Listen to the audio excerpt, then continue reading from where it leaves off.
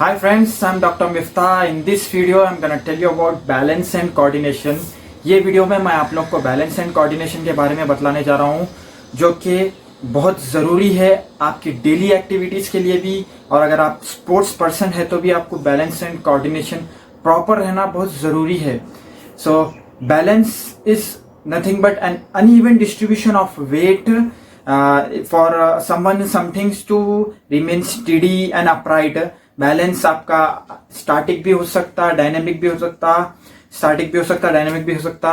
And also coordination is nothing but smooth, rhythmical, accurate, purposeful movement with the integration action of many muscles.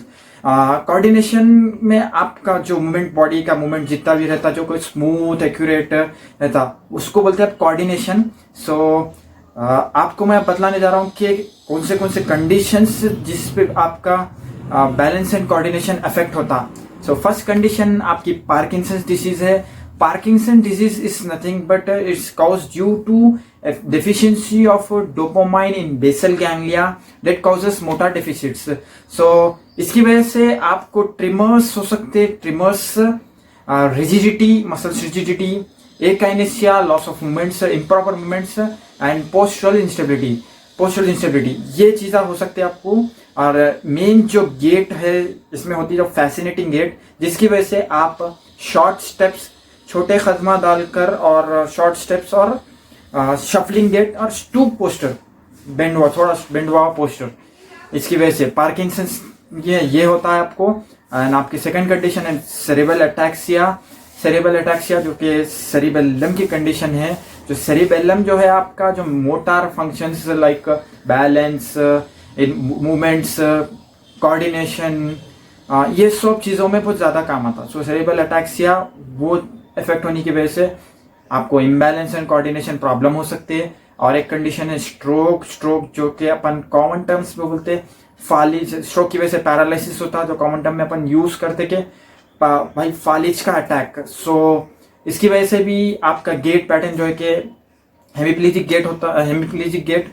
So हेमिप्लीजिक gate में आपका movement सर्कमडेक्टरी होता है, जैसा कि ऐसा सर्कमडेक्टरी, पाँव आप ऐसा डाल के चलते. And other condition is ear infection की वजह से भी आपको, जैसा कि ईयर इन्फेक्शन की वजह से भी आपको इन बैलेंस एंड कोऑर्डिनेशन के बहुत प्रॉब्लम्स हो सकते हैं. और एक वजन, मोटापा, ओबेसिटी, ज़्यादा वजन की वजह से भी बैलेंस एंड कोऑर्डिनेशन के बहुत सारे प्रॉब्लम्स हो सकते हैं आपको वेट की वजह से.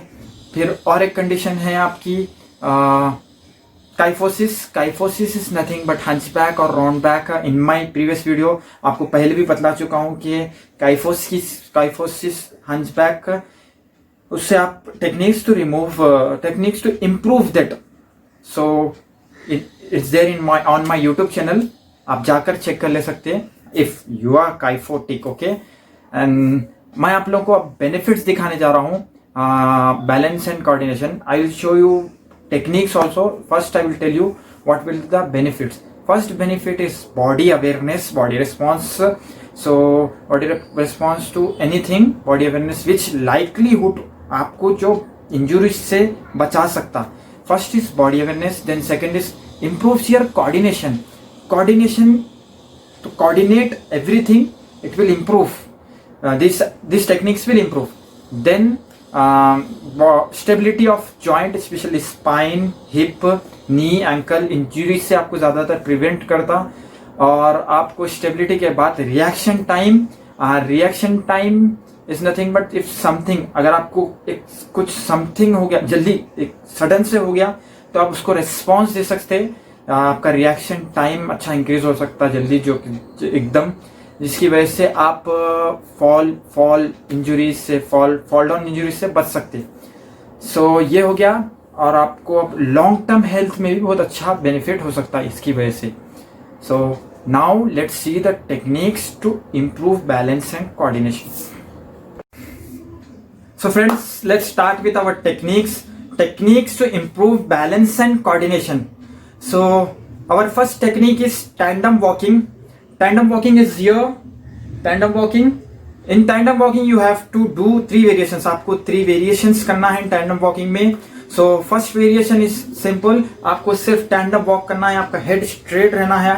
आपको सिर्फ first variation में हेड स्ट्रेट रखकर आपको टैंडम वॉक करना है।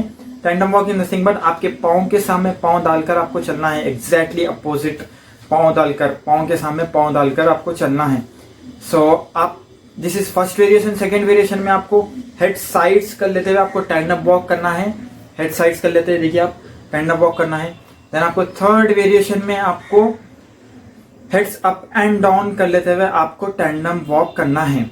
So this is our first technique and second technique is cross leg standing. Here the cross leg standing. So in cross leg standing you have to just cross your leg and stand for some period of time. So this is also good technique to improve balance. And our third technique is heels together, eyes closed, standing, heels together, eyes closed, standing. Without support, you have to stand, eyes closed, standing, heels together. Then आपको heels आपके करीब लेकर ठहरना है, आपको eyes close करना है। इसमें भी आपको 3 वेरिएशंस करना है। आपका सेकेंड वेरिएशन है आपको eyes close, heels together with heads up and down, same. फिर आपको थर्ड वेरिएशन में eyes close with heads side to side. So आपको फोर्थ टेक्निक है आपको tandem standing. Tandem standing, tandem standing with support of chair आपको stand होना है। Tandem stands में, टैंडम स्टैंड्स में, टैंडम वॉक स्टैंड्स में आपको ठहरना है ऐसा थोड़ी देर के वास्ते, आपको आइज क्लोज करके। फिर आपको सिंगल लेग स्टैंडिंग करना है। Single leg standing is here. Single leg standing में आपको 2 वेरिएशंस करना है। First normal single leg standing, इसके बाद आपको सिंगल लेग स्टैंडिंग में आपको हैंड्स अप करके भी ठहरना है।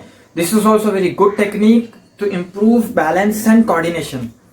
So this is our technique. Our next technique is tree pose. Tree pose is most like we used to see for balance and coordination. Most of the persons will use this technique. ज़्यादातर लोग ये technique use करते हैं balance के लिए। So tree pose is here.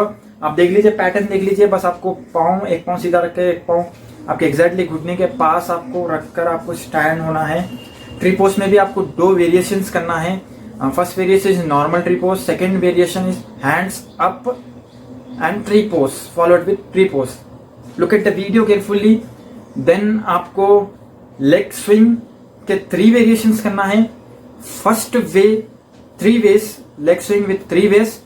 First way is here, first way is here first, then second is here like cross. First way is front, then cross, then in 3 pose with your leg swing. Okay, so these are the 3 ways to swing your leg.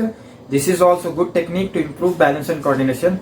And our last 2 techniques are these techniques: walking on your toes, walking on your heels.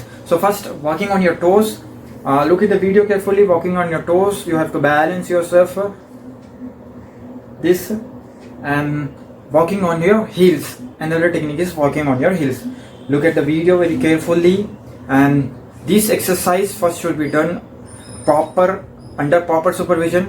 So these are the techniques to improve your balance and coordination. Hope you guys like this video. Share with your family and friends, because balance and coordination is very important in our life.